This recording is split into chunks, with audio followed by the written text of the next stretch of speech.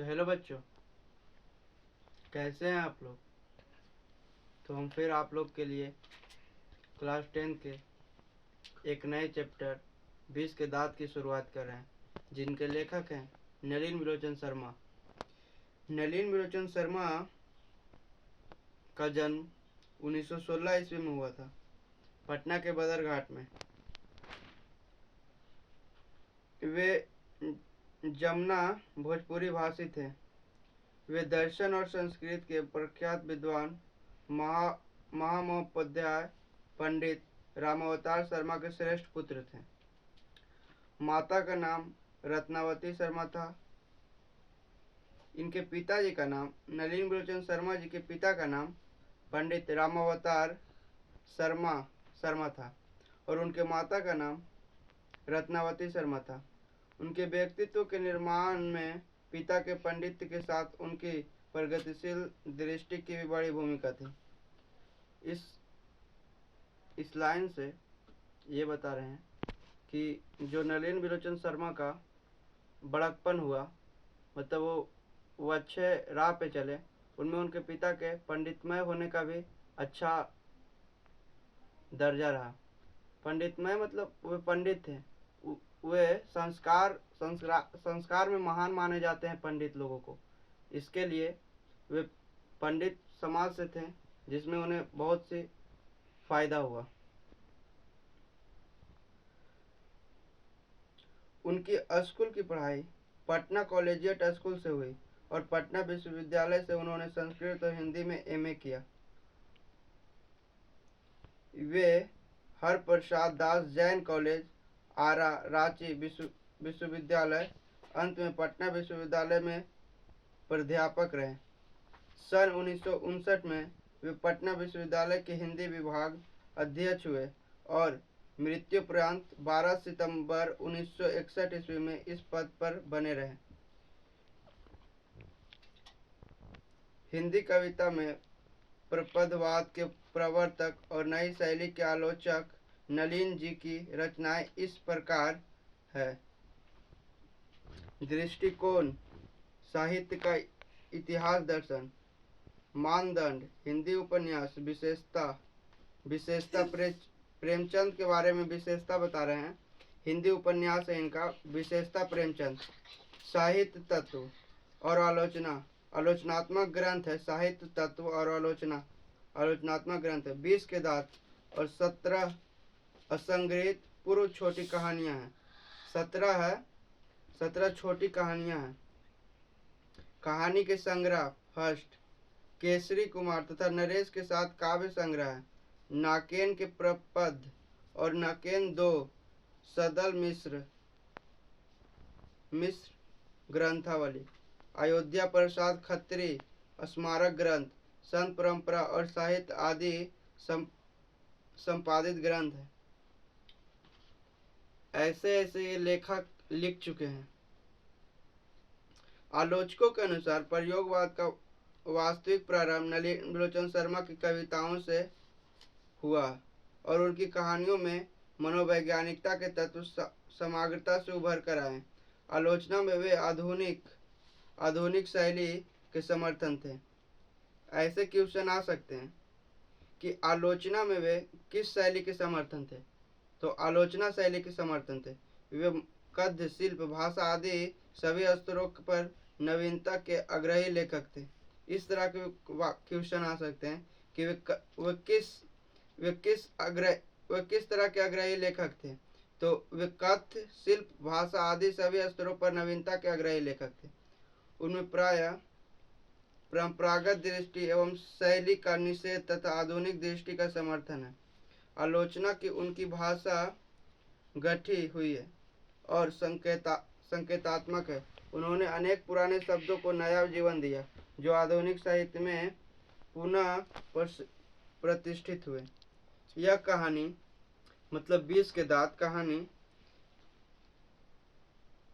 कहानी 20 के दांत तथा अन्य कहानी संग्रह से ली गई है। यह भी क्वेश्चन आ सकता है कि 20 के दांत किस कहानी संग्रह से लिया गया। तो 20 के दांत तथा अन्य कहानियों के संग्रह से लिया गया। यह कहानी मध्य वर्ग के अनेक अंतर्विरोधी को उजागर करती है। कहानी का जैसा ठोस सामाजिक संदर्भ है, वैसा ही स्पष्ट मनोवैज्ञानिक आशय भी। आर्थिक कारणों के मध्य वर्ग के भीतर ही एक और सेन साहब जैसे कि एक श्रेणी उभरती है, जो अपनी महत्वाकांक्षा और सफेद पोशी के भीतर लिंग भेद जैसे कुसंस्कार छिपाए हुए हैं। तो दूसरी ओर गिरधर जैसे नौकरी पेशा निम्न मध्यवर्गीय व्यक्ति की श्रेणी है, जो अनेक तरह की थोपी गई बंदिशों के बीच भी अपने अस्तित्व को बहादुरी एवं साहस के साथ बचाए रखने के लिए संघर्षरत है।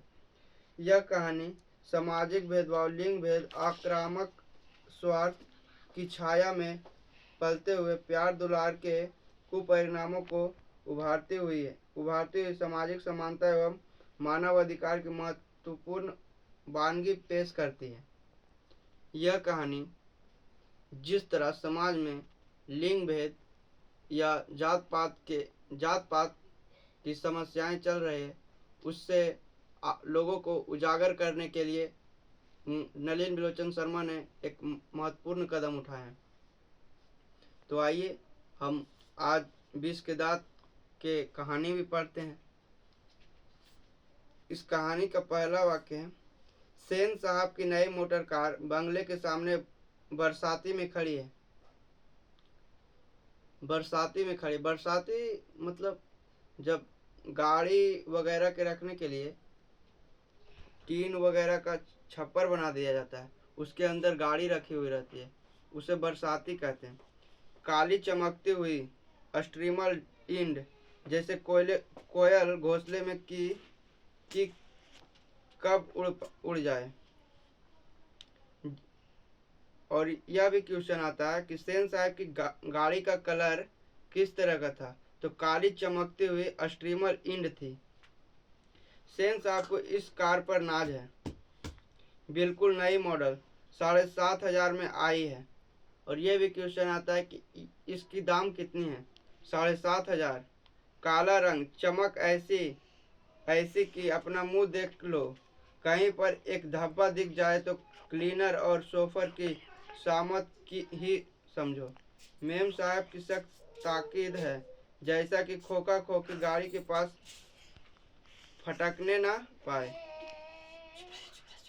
लड़कियां तो पांचों बड़ी सुशील है। सेन साहब की 5 लड़कियां हैं, 5 ठहरी और 100 भी लड़कियां। तहजीब और तमीज की तो जीती जागती मूर्त ही है।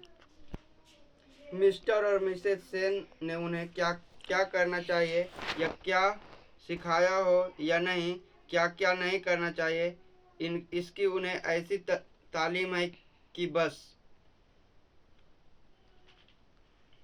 लड़कियां क्या है, कठपुतलियां हैं। इस चैप्टर से यह भी क्वेश्चन आ सकता है कि लड़कियां क्या है, लड़कियां कठपुतलियां हैं। इस कहानी के अनुसार हम ऐसा नहीं बोल रहे हैं कि लड़कियां कठपुतलियां हैं। लड़कियां तो आज दुनिया में जो कर रहे हैं वो और कौन करेगा। सिर्फ हम इस कहानी के तात्पर्य से हम बता रहे हैं। लड़कियां क्या है, कठपुतलियां। और उनके माता पिता को इस बात का गर्व है। उनके माता पिता सोच रहे हैं कि हमारी बेटी एकदम सीधी सादी है। इस बात पे उनको गर्व है।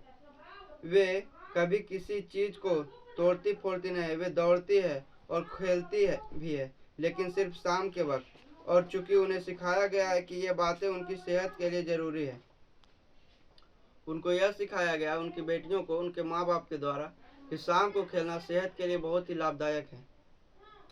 वे ऐसी मुस्कुराहट अपने होठों पर ला सकती है कि सोसाइटी की तरीकाएं भी उनसे कुछ सीखना चाहे तो सीख ले, पर उन्हें खिलखिलाकर किलकारी मारते हुए किसी ने सुना नहीं। सेन परिवार के मुलाकाती रस्क के साथ अपने शरारती बच्चों से खींचकर कहते हैं, एक तुम लोग हो और मिसेज सेन की लड़कियां। अबे फूल का गमला तोड़ने के लिए बना है। तुम लोगों के मारे घर में कुछ भी तो नहीं रह सकता। दूसरे लोग अपने बच्चों को मिस और मिसेज के लड़कियों के उदाहरण देकर बताते हैं कि उनके जैसा बनो, वे कितनी भोली और संस्कारी है। सो जहाँ तक सेन परिवार की लड़कियां का सवाल है, उनसे मोटर की चमक दमक को कोई खास खतरा नहीं था, लेकिन खोखा भी तो है। खोखा जो एक ही है, सबसे छोटा है। खोखा नाउम्मीद बुढ़ापे को आंखों का तारा है। खोखा क्या है, यह भी क्वेश्चन आ सकता है। खोखा नाउम्मीद आंखों का तारा है, बुढ़ापे का आंखों का तारा है। यह नहीं कि मिसेज सेन अपना और बुढ़ापे का कोई ताल्लुक किसी हालत में मानने को तैयार हो, और सेन साहब को सचमुच बूढ़े नहीं लगते।